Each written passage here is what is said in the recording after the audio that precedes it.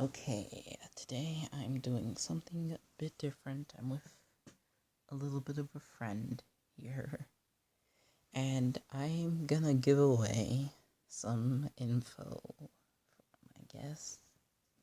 Hold on. Let me read the card again. I don't need a card. I'm joking so bad.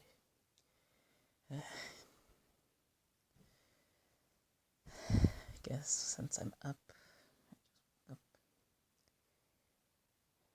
officially up. I'm up, fully up. Let's talk awakening. Why not?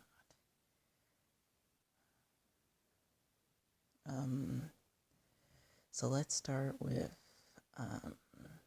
this dog. He has some secrets. And I don't know if they should be revealed or not. I have won more awards in my lifetime than anyone knows.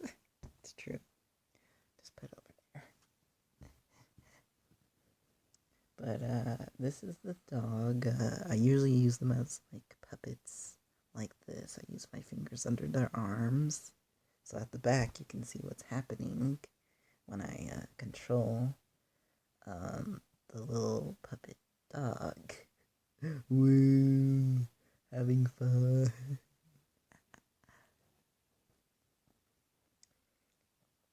And I like to work with kid-friendly stuff. I admit that I don't really use foul language. And even when I do, I do want to say this because I just saw something that is one of the words I did use once, or maybe twice. I'll just call it, for right now, the D word, because that's what it is on the Loud House, and it apparently is considered a curse word. And I just never knew that, so I'm going to try to limit sayings I say, just to be on the try to be on the safe side, even if I do still say it. It's just maybe because I'm used to it, and I really don't know if it truly is or not. But I'm gonna just try to be careful whenever I say it. Like maybe just say something like "oh man," or do the SpongeBob of "oh tartar sauce," "oh geez, Louise," that type of stuff. Because I really, it's not my thing. But some things that I want to mention when this happens. Now, I do have my mask from filming earlier still on me. That's because I've been doing quite a bit today. I just took it off. So how much time do I have? Okay. So, Moogly being one of them. This is Moogly the dog. He has secrets. I'm afraid that in this, we're going to learn what that secret or these secrets are. But till then, we will put him aside and show off 2 other characters after I set them up. So give me a second. And here they are. Now, yeah, Beth did come with a big hat. As you can see here, it's a big hat. Rosy, standard. This is probably how Beth is going to look when beep blank happens in the series. I'm saying that because I don't want to give any spoilers out too badly for the film. Or if you look at it as a series, it kind of is more of that, because we just do the continuation and leave of where we left off, and then you could come back, watch part 2, part 3, part 4, part 5, whatever part, and it's really good. But I had a theory, and it just came to my mind just now about these 2 characters. What if they never came back to the series? or to the films that they've been in? What if they never came back? And the Dark Overlord, whoever that may be, takes over that moment. So I will move the dolls again. There they go.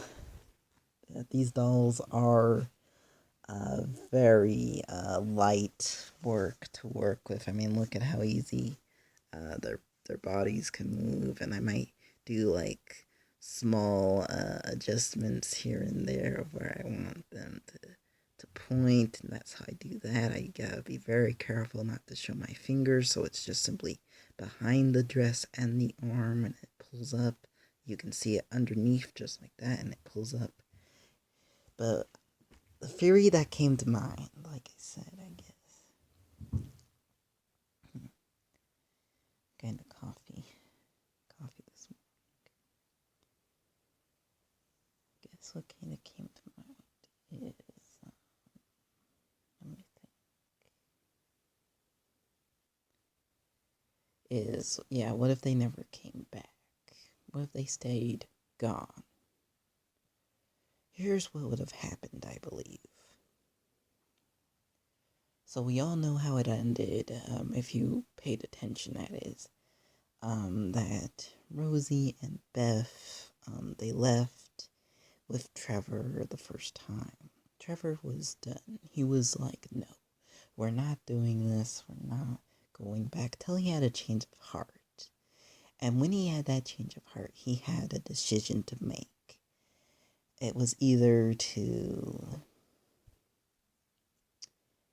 never look back or to help an old friend. And he did what I feel was the best thing to do, help out an old friend. Because when you have a close friend, or even a close, I guess, old friend, if that makes any sense, right? I guess the theory I would have on that would be that you would want to be there for them. So, I guess I'll revert the story because I really want to talk about it. So, looks like Rosie and Beth never leave. Trevor, maybe he comes back. I don't know. I don't know if that'd be different. I don't know. But he goes away, right? And they're gone, right? And after that, they decide to come back, and they would have never, I think, gone for the growths that they did. They would have, as we see in Rosanna, still had conflict with each other, and that wouldn't have been good, because then they would have been, and then they would have been fighting over their father, who works so hard. And Beth saying, oh, well, you know what he's been through, and then Rosie saying, well, he's been through enough, and they both go back and forth, and there would have never been the two friends we see today. And that's the drama bit. That's definitely the drama bit. Because even though there were some things that were still scary, I don't know how well they transpired in the Rosanna, because I don't think they transpired too good, because there was supposed to be like, she looked at a ghost in a scene, and it just flies right past, and that's what gets her to kind of come back. But, they just kind of make up, and, whatever. I might just list those as drama, because it's mainly what they are. But, they're part of the whole thing, and it still is kind of funny, because, we have Beth over here saying, oh, I don't think so. It's just a yes and a no, and a yes and a no, and that kind of gives me a little bit of a chuckle now and then. I have not gone back to see Rosanna. in a while, so I might go revisit that and rewatch and see, if I should just label him drama or not, knowing I'm speaking of this now. So, but Rosie and Beth, beloved characters. We're gonna miss them however they go after this time. That might be like Trevor, that may not be. So I've got to see, because it might be like a bigger twist in a twist, which is what this whole thing is going to be filled with. I think it's just twist. So that's all I'll say about that. Well, after speaking about my two favorite Ghostbusters in my series, other than Lucy and some others, of course, especially the sisterhood between the two of them, I'd say definitely I give that because I like it a lot. So I think that's what that stands for. I hope I'm right. Is it that, or it just gets lit between the two of them? It gets lit, like flames in my eye. Can Lucy do that? Yeah, I think she did for a split second. Flame in me eye. Now, I'm done. Wow, I wonder if breakfast is going.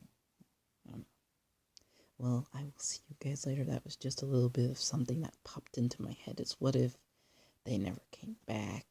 And that's the theory. They would have never grown, basically, as characters.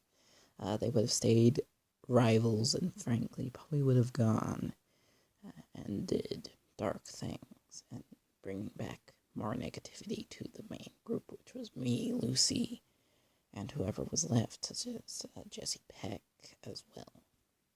And then the new Allie who came along, and knowing she's gonna come back, all the main crew is coming back for this. Even the classic three we have. Lucy, Paula, I believe, and Sandy, the Ghostbusters, who will be coming back and maybe having short cameos, but they're all coming back, and I'm so happy about it. So, yeah. By the way, the mini puffed thing, I figure I should reveal it. It is just a small cutout from the Ghost Popper thing of Stay Puffed. Mine kind of got ripped, so that's why I mainly, in the scenes, only show the face to be a mini puffed that's running around. And I really like that. Because it's like, did one escape from the bag? You don't know. You don't know anyway.